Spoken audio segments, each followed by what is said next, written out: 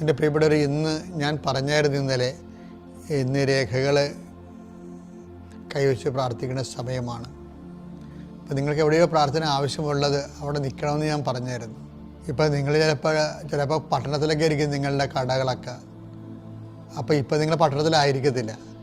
അപ്പോൾ എൻ്റെ മക്കൾ ആ മൊബൈലിൽ ആ പടം ഇട്ടാൽ മതി, അല്ലെങ്കിൽ ആ പടൻ്റെ ഫോട്ടോയോ വല്ലതും കൊണ്ട് വെച്ചാൽ മതി.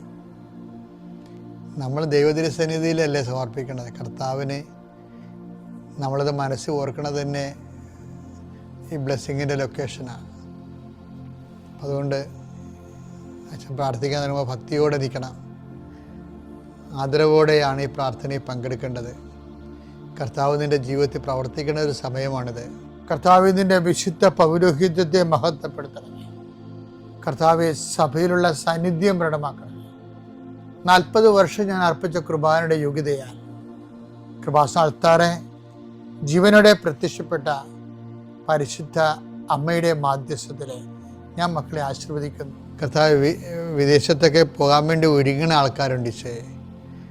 പലതരത്തിലുള്ള ഇൻ്റർവ്യൂവിനൊക്കെ പോയിട്ട് ചിലയിടത്ത് തോക്കും, ചിലയിടത്ത് കാശ് കൊടുക്കും, ചിലയിടത്ത് ഒരു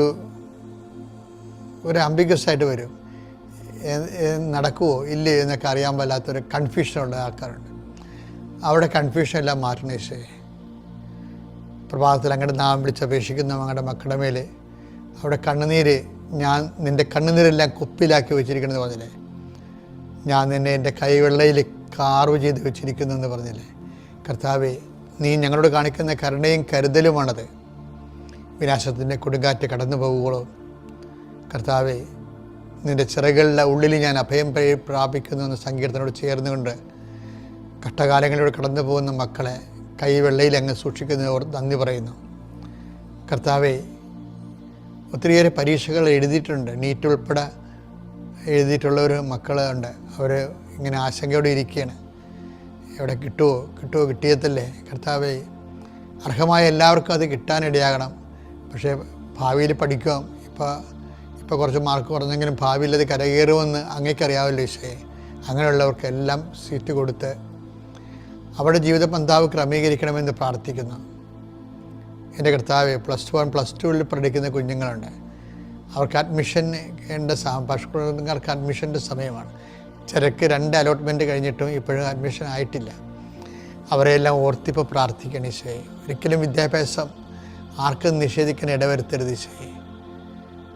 എല്ലാവരും പഠിച്ചു ഈ കാലഘട്ടത്തിന് വെല്ലുവിളികളെ അതിജീവിക്കാൻ പ്രാപ്തമാകുന്ന രീതിയിൽ അങ്ങനെ മക്കളെ നീ അനുഗ്രഹിക്കണം. മക്കളെ പഠിപ്പിക്കാൻ പറ്റുന്നില്ലല്ലോ എന്ന് ഓർത്ത് വേദനപ്പെടുന്ന മാതാപിതാക്കന്മാർക്ക് നീ പുതിയ പോംവഴികളെ കാണിച്ചു കൊടുക്കണം.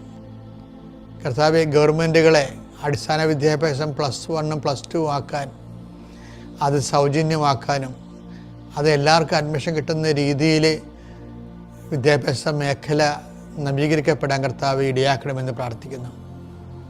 ഇപ്പോൾ ഞങ്ങൾ കയ്യിലെടുത്തിരിക്കുന്ന രേഖകൾ ഞങ്ങൾ ജീവിതമാർഗം കണ്ടെത്തുന്ന ഓരോ തൊഴിലിടങ്ങൾ, ഞങ്ങളിപ്പോൾ എവിടെയാണ് നിൽക്കുന്നത്, എന്തിനു വേണ്ടിയാണ് നിൽക്കുന്നത്, ആ അനുഗ്രഹ സ്ഥലങ്ങളെ ഇപ്പോൾ നീ ആശീർവദിക്കണമെന്ന് പ്രാർത്ഥിക്കുന്നു. കർത്താവെ, ഞങ്ങൾ ഉപയോഗിക്കുന്ന ജീവിതമാർഗത്തിന് വേണ്ടി ഉപയോഗിക്കുന്ന തൊഴിലിടങ്ങളെ നീ ആശീർവദിക്കണം. അതിൻ്റെ രേഖകളെ, ചിലപ്പോൾ നമ്പർ കിട്ടാത്തവരുണ്ടാകാം, നമ്പർ അതിനെ അപേക്ഷിക്കുന്നവരുണ്ടാകാം. ഏതെല്ലാം തരത്തിൽ ഏതെല്ലാം രേഖകളാണ് വേണ്ടത്, ആ രേഖകൾക്കെല്ലാം നിലവിലുള്ള ദോഷങ്ങളെ, തടസ്സങ്ങളെ, കിട്ടാനുള്ള തടസ്സങ്ങളെ കർത്താവിൻ്റെ നാമത്തിൽ ബന്ധിക്കുന്നു. എൻ്റെ കർത്താവിൻ്റെ ഉന്നതമായ നാമത്തിൽ നിൻ്റെ വാഹനങ്ങളെ ഞാൻ ആശീർവദിക്കുന്നു. നീ ഉപയോഗിക്കുന്ന നീ പോകുന്ന വഴികളെ ഞാൻ ആശീർവദിക്കുന്നു. നിൻ്റെ വാഹനത്തിൻ്റെ, നീ ഹയർ ചെയ്ത വാഹനമായാലും, വാടകയ്ക്കെടുത്ത വാഹനമായാലും, ടാക്സി എടുത്ത വാഹനമായാലും, ഗവൺമെൻറ് വാഹനങ്ങളായാലും, അതെല്ലാം നീ സഞ്ചരിക്കുമ്പോൾ കർത്താവിൻ്റെ നാമത്തിൽ സംരക്ഷിക്കപ്പെടട്ടെ. ആ വാഹനത്തിന് കുറുകയും നെടുകയും പോകുന്ന മറ്റു വാഹനങ്ങളും തട്ടുപിടി അപകടം ഉണ്ടാകാതിരിക്കാൻ അവൻ നിന്നെ തൻ്റെ തൂവലുകൾക്കുള്ളിൽ മറച്ചുകൊള്ളുമെന്ന് പറഞ്ഞ നിൻ്റെ പാദങ്ങൾ കല്ലിൽ തട്ടാതിരിക്കാൻ ദൂതന് കൽപ്പിക്കുന്നതാണ് ചെയ്ത സംരക്ഷണത്തിൻ്റെ ദൈവം കർത്താവ് നിന്നെ അനുഗ്രഹിക്കുകയും ആശ്വസിപ്പിക്കുകയും സംരക്ഷിക്കുകയും ചെയ്യട്ടെ.